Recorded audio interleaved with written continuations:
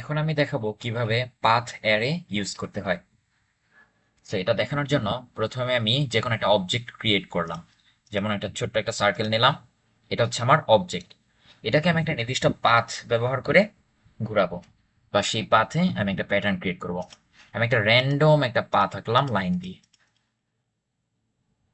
এখন যদি এখানে একটা ইম্পর্টেন্ট ব্যাপার হচ্ছে যে আমার পাথটা একটা নির্দিষ্ট অবজেক্ট হতে হবে। তো এটা চেক করার জন্য আমি কি করব, ধীরে ধীরে সিলেক্ট করব। রাইট থেকে যদি লেফটের দিকে যাই, দেখেন এই পার্টটা শুধু হাইলাইট হচ্ছে টাচ করার সাথে সাথে, কিন্তু পুরোটা একসাথে হচ্ছে না। দেখেন শুধু এইটাই সিলেক্ট হয়েছে। আবার যদি মাঝখান থেকে করতে যাই, দেখেন একটা আংশিক অংশ সিলেক্ট হচ্ছে। দ্যাট মিনস পুরোটা আমার একটা অবজেক্ট না, আলাদা আলাদা অবজেক্ট। তো একটা অবজেক্ট করার জন্য আমি পুরোটা একসাথে সিলেক্ট করব। এরপর আমি কিবোর্ড থেকে জয়েন করব। জয়েন করার জন্য যে লিখবো, যে লিখলে এই যে জয়েন চলে এসছে, জয়েনে প্রেস করলাম।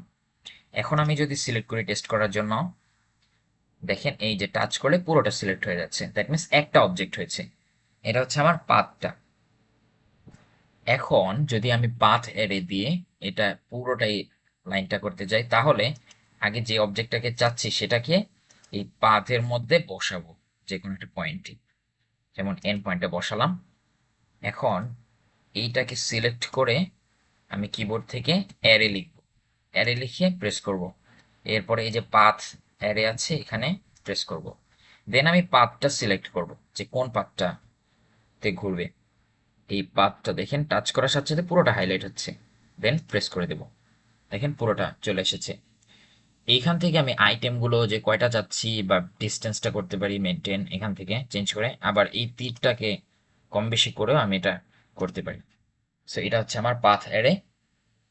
আরেকটা সুন্দর একটা শেপ দিয়ে দেখাই। এটা কাজ শেষের পরে আমি ক্লোজ অ্যারেতে দেব। লাইক একটা স্কোয়ার শেপ যদি আমি ড্র করি, স্কোয়ার না, এক্স্যাক্টলি এটা ট্রাপিজিয়াম, সরি, এটা হচ্ছে রেক্ট্যাঙ্গুলার হয়ে যাচ্ছে। So, এই পাথটা আমার ছোট্ট একটা সার্কেল দখল করবে। ছোট্ট একটা সার্কেল নিলাম, এটাকে যে কোনো একটা পয়েন্টে আমি বসালাম।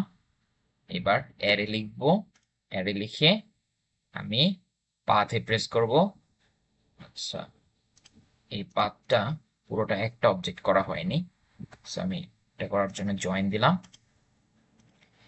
আচ্ছা, এবার এই অবজেক্টটাকে করলাম, অ্যারে লিখলাম, পাথ দিলাম, পাথ সিলেক্ট করলাম। দেখেন পুরোটা হয়ে গিয়েছে। এখন এই আইটেমটা বা ডিস্টেন্স এগুলো যদি আমি সেট করে দিই, তাহলে এটা আমার ঠিক মতো হয়ে যাবে। দ্যাটস ইট, কাজ শেষ। তো আমি ক্লোজ অ্যারে প্রেস করবো। এটাই হচ্ছে আমার পাথ অ্যারে।